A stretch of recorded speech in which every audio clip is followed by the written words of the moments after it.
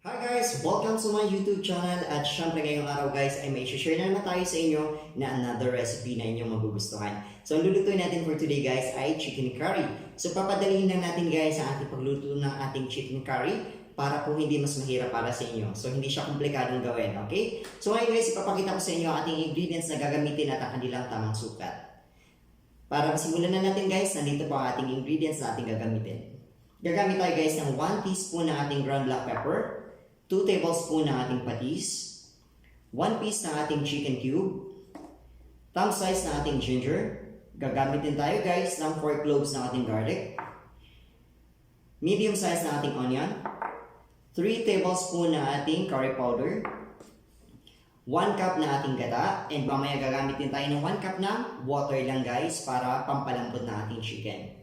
Siyempre guys, gagamit tayo ng bell pepper. Pwede nyo i-mix ang green and red bell pepper, which is an optional. 1 piece ng ating potato guys. And siyempre guys, ang ating carrots. And nandito guys ang ating 1 kilo of chicken. So ayan po lahat ng ating gagamiting ingredients for this recipe. Pero guys, bago natin simulan, may share lang po ako sa inyo. So bali guys, hindi ko na gagamitin tong ating ginger kasi guys, kanina minarinate na natin for more than 30 minutes ang ating chicken. So, grenade ko lang to or ginadgad natin para pampatanggal ng lansa guys.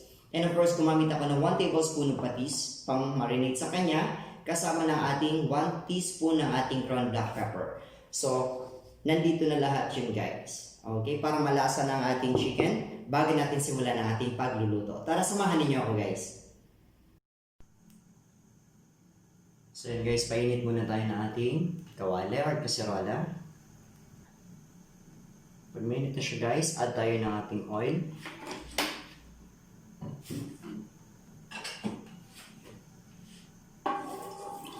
So sa oil natin na to guys, ang gagawin natin ay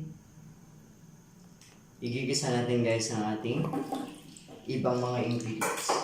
So, simulan natin sa ating bell pepper.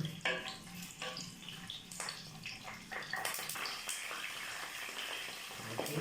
So, okay yun guys.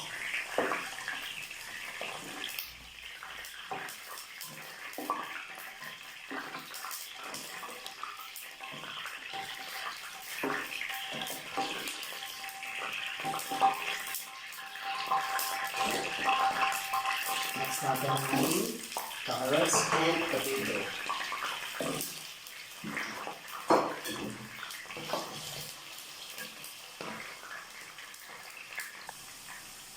So guys, okay na yung pagkakapan-fry natin. Hanguin natin.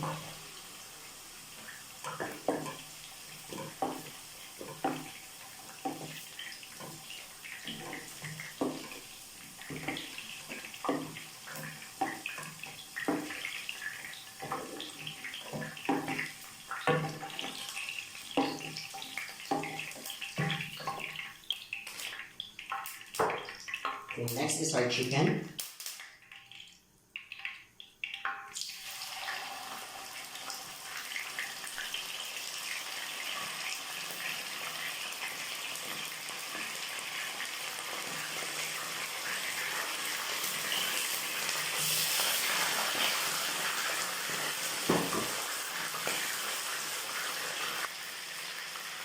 So okay guys, okay na yan. And ibalik natin ito sa ating lalagyan.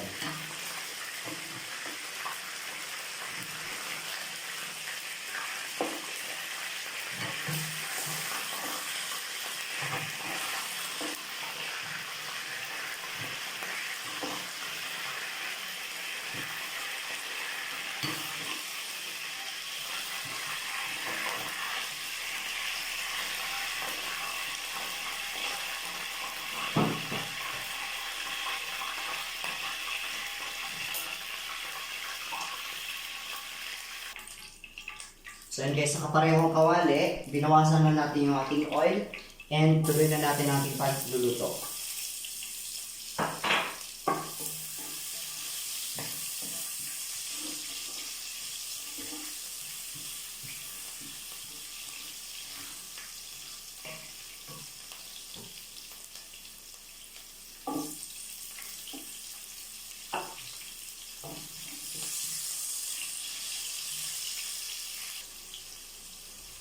So yan guys, pag malambot ang ating sibuyas, pwede nating ibalik ang ating chicken. Let's add our curry powder. And then hahaluin natin siya guys.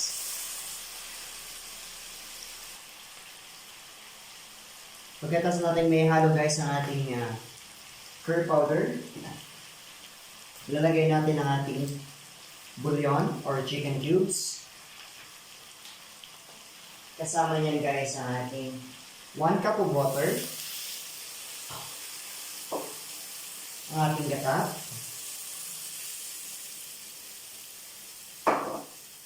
at ang ating carrots and potato. Kasi medyo half cook pa lang yan guys, and we want it na lumambot talaga or maluto talaga siya. And mas lesser yung time na kukonsume natin kapag kasi nabay na natin siya dyan guys. So for now, hangaya natin siya guys na kumulo hanggang sa maluto ang ating chicken at ang ating carrots and potatoes. Pwede natin siya i-cover guys, pero bantayan natin baka mamaya umapaw dahil sa gata guys. So yan guys, check natin. Actually kanina, half cook na yung ating chicken dahil sa pag-sear natin or pag-stir fry natin sa kanya.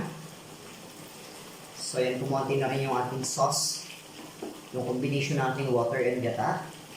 And pwede na nating check kung malambot na, ayun, malambot na ating carrots and potato. Add na natin guys ang ating bell pepper.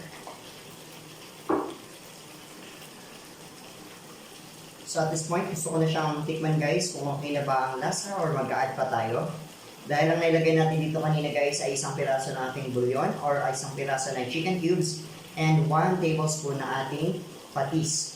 So may natitira pa tayo another 1 tablespoon ng patis and try natin kung kailangan pang idagdag. So hindi na kailangan guys. Masarap na siya.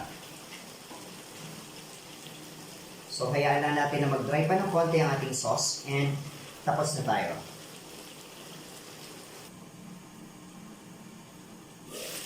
So yun guys, finally, tapos na tayo magluto. Turn off na natin ang ating apoy. Ayan. So mag-plating na tayo ngayon guys. So finally guys, natapos na tayo magluto at nandito na po ang ating finished product. So pakita ko sa inyo guys.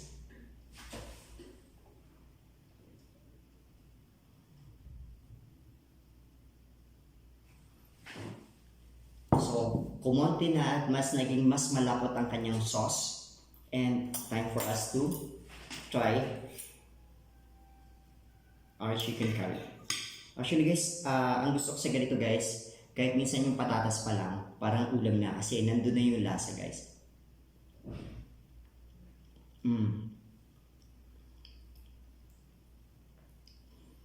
At yung chicken, napaka-tender.